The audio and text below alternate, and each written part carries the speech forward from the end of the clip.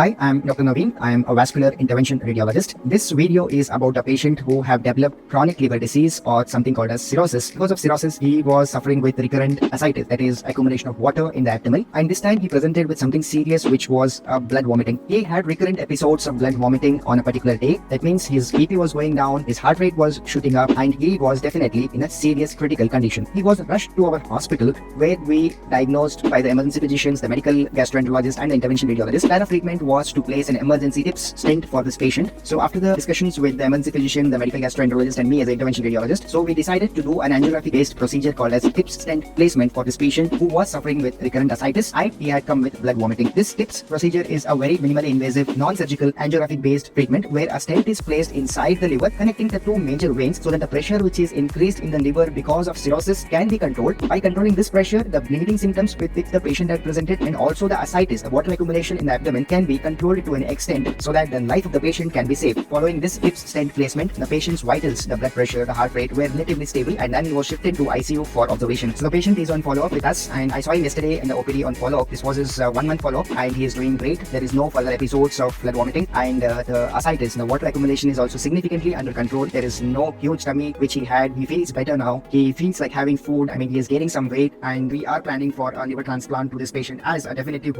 long-term treatment by the surgical team. Thank you.